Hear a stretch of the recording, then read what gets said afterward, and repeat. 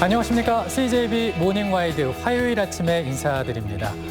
코로나19 감염 확산으로 정신이 없는 가운데 아프리카 돼지열병 걱정까지 더해지고 있습니다. 아직 우리 지역에서 바이러스가 검출된 것은 아니지만은 강원도 영월군 일원의 야생 멧돼지 폐사체에서 검출이 되면서 인접 지역인 충북 북부권에 위험주의보가 내려졌습니다. 네, 그야말로 바이러스와의 전쟁인데요. 이렇게 농가에 바이러스 감염 위험이 있을 때는 관계자들의 주의도 필요하지만 주민들의 도움도 필요합니다. 네. 농장 근처에는 되도록 출입을 피하고요. 방역에도 적극 협조해 주셔야겠습니다. 네, 화요일 CJB 모닝와이드는 뉴스로 시작합니다. 연말연시 특별방역이 2주간 연장되고 그 내용도 한층 더 엄격해졌습니다. 어제부터 5명 이상 사적 모임이 금지됐고 아파트 내 편의시설도 운영이 중단되는 등 일상생활에 제약이 더 많아졌습니다. 안정은 기자가 보도합니다. 오는 17일까지 이어지는 강화된 사회적 거리 두기 2단계는 종전 연말연시 특별방역대책보다 조금 더 구체화되고 강력해졌습니다. 먼저 5명 이상의 사적 모임 금지를 권고하던 것을 의무적으로 금지했습니다. 단 결혼식과 장례식, 임종 가능성이 있어 가족 등이 모이는 경우는 제외했습니다. 또 교회 집단 감염이 계속 이어지는 만큼 예배 등의 종교 활동은 비대면으로만 실시하도록 했습니다. 영상 제작을 위한 필수 인원도 종교시설 좌석수에 따라 구체화해 5명에서 15명으로 제한했습니다. 스키장, 눈썰매장 등 실외 겨울 스포츠 시설은 밤 9시부터 다음 날 새벽 5시까지 운영이 중단되고 아파트 내 편의시설과 주민센터의 각종 프로그램 역시 운영할 수 없습니다. 이 밖에 도시군 공무원은 공무 수행을 제외한 거주지 외 타 지역 이동을 금지하는 내용도 담았습니다. 필수 활동 외에는 최대한 자제하여 집에 머물러 주시고 개인 방역 수칙을 철저히 준수해 주시기 바랍니다. 한편 청주시는 10여 명의 확진자가 발생한 A교회에 대해 경찰 수사를 의뢰했습니다. 신도 13명이 비대면 영상 촬영을 위해 모인 지난달 27일 방역 수칙을 위반한 게 있었는지 정확히 판단하기 위해서입니다. 마스크 착용 여부나 거리 두기, 식사 제공, 발열 체크 등 이런 부분까지 세세하게 조사토록 해서 위반 사항이 발견됐을 때는 그 경중을 가려서 최고 300만 원의 과태료를 부과할 계획입니다. 2단계 거리 두기가 2주 더 연장된 가운데 확산세를 잡기 위해 가장 중요한 것은 바로 나부터 시작하는 방역 실천입니다. CJB 뉴스 안정은입니다. 경북 상주의 기독교 선교단체인 BTJ 열방센터와 관련된 코로나19 감염 환자가 급증하고 있습니다.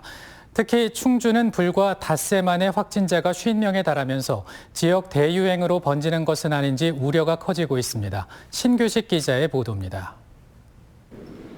코로나19 집단 감염이 시작된 충주시 연수동 주택가에 자리 잡은 이른바 개척교회입니다. 충주시는 집단 감염 사실을 확인하자마자 집합금지 및 시설 폐쇄 행정명령을 내렸습니다. 이 교회와 직간접적으로 관련된 코로나19 확진자는 지금까지 43명.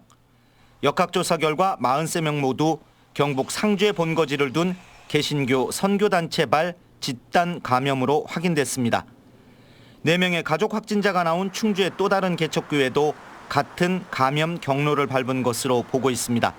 경북 상주의 열방센터라는 종교시설과 연관이 있는 것으로 추정이 되고 우리 시의 연결고리가 이어져 확산되고 있어 긴장의 끈을 놓을 수 없는 상황입니다. 아울러 학생 감염자와 연관된 충주 지역 5개 중고교회 3천여 명을 전수 검사하고 결과를 기다리고 있습니다. 불과 며칠 새 확진자가 급증하면서 지역 대유행으로 번지는 것은 아닌지 우려와 공포가 확산되고 있습니다. 다만 3일을 고비로 확진자가 다소 감소한 것이 그나마 다행스러운 대목입니다. 이런 가운데 방역당국은 앞으로 사나흘이 지역 대유행을 차단하는 최대 고비로 보고 있습니다. CJB 뉴스 신규식입니다. 어제 도내 260여 개 전체 초등학교에서 신입생 예비 소집이 있었습니다. 교실에 모여 선생님과 인사를 나누고 아이들끼리 어울리는 모습은 찾아볼 수가 없었는데요. 코로나19 확산세 때문입니다. 학교 생활을 비대면으로 시작하는 코로나 세대, 우리 아이들의 모습이 참 안쓰럽게 보였습니다. 김기수 기자입니다.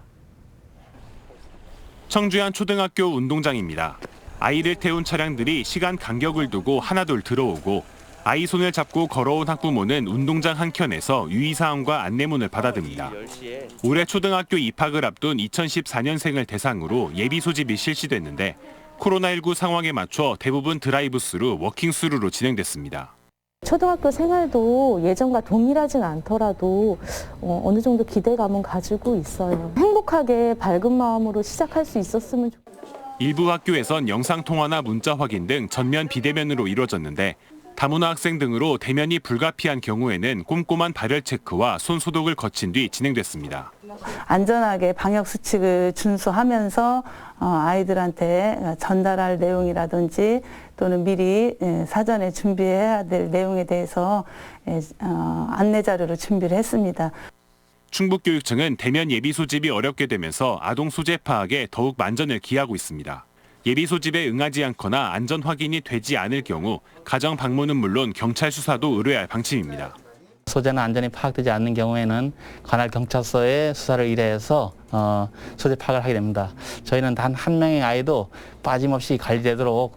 올해 도내 초등학교 취약 예정 인원은 13,760명으로 지난해보다 24명 소폭 증가했습니다. CJB 뉴스 김기수입니다. 올해부터는 경찰 조직이 개편되면서 충북에서도 자치경찰제가 시행됩니다. 지역 특성을 반영한 주민 밀착형 치안 서비스가 기대되지만 자치경찰을 감독하는 위원회에 대한 우려도 나오고 있습니다. 이태현 기자입니다. 충북지방경찰청이 충북경찰청으로 옷을 갈아입었습니다. 충북지방경찰청의 명칭이 변경된 건 20년 만으로 올해부터 자치경찰제가 도입됨에 따라 자치와 분권을 강화하겠다는 취지로 경찰청의 하위 개념인 지방이라는 용어를 뺀 겁니다. 시범 운영을 거쳐 오는 7월부터 본격적으로 시행되는 가운데 가장 큰 기대는 주민 밀착형 서비스의 강화입니다.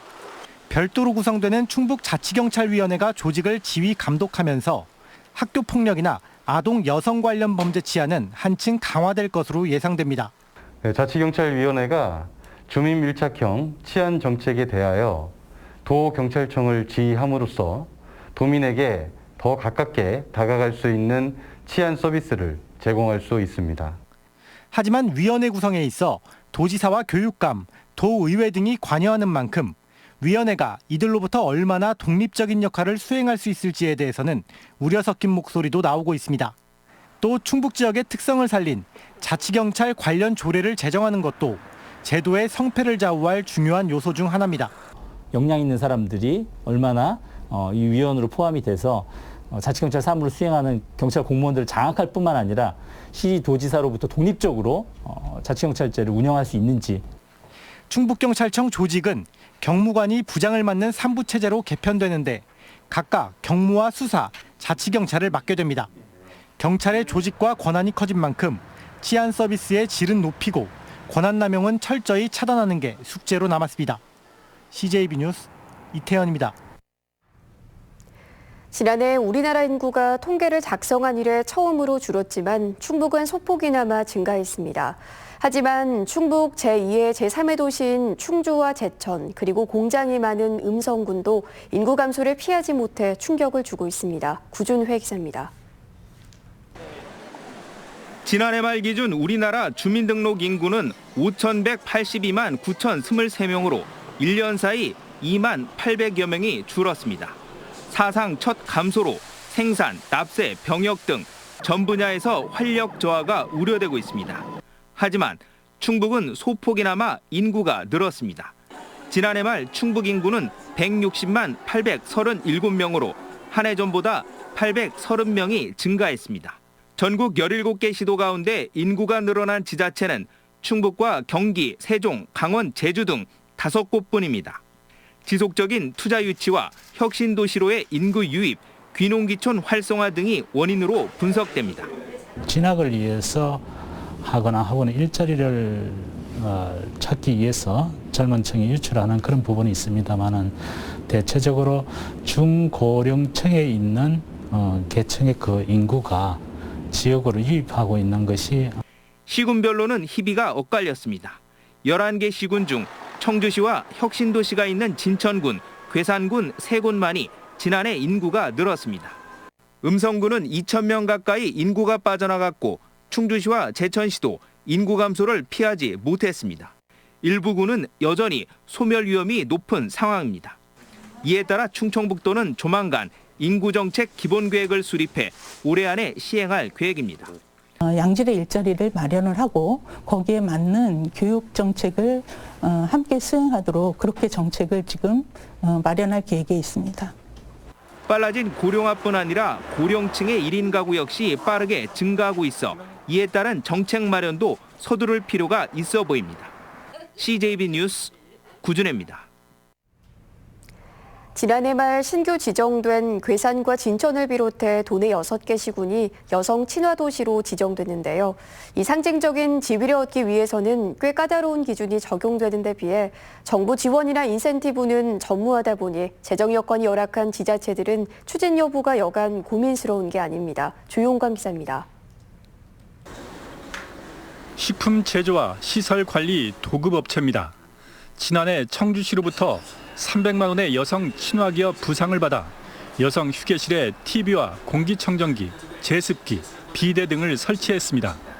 예전부터 워라밸을 지금 시행하고 있고 또 이제 여성 친화기업을 타이틀을 받았기 때문에 우리 직원들의 만족도는 상당히 좋아졌고요.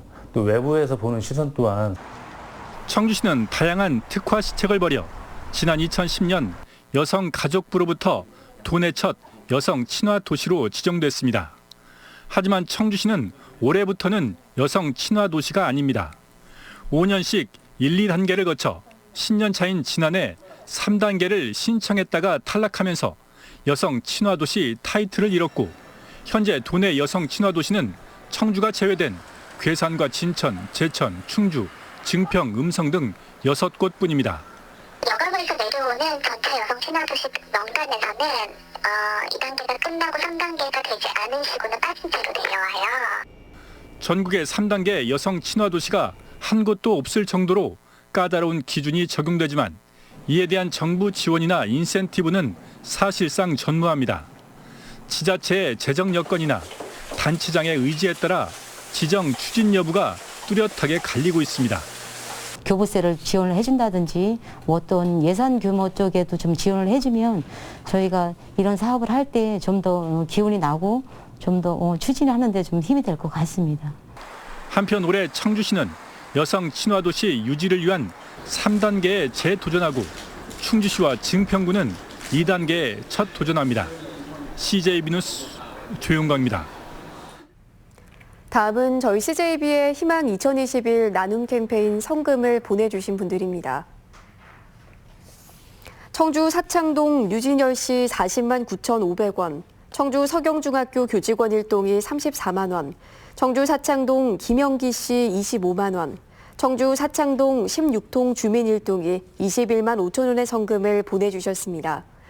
청주 탑대성동 3일맨션 아파트 관리사무소, 청주 사창동 천수 경로당 회원 일동, 청주 사창동 노재민 씨께서 각각 10만 원, 청주 사창동 조민성 씨 5만 원, 청주 사직일동 신양숙 씨 3만 원, 청주 사직일동 홍병남 씨께서 2만 원을 기탁했습니다.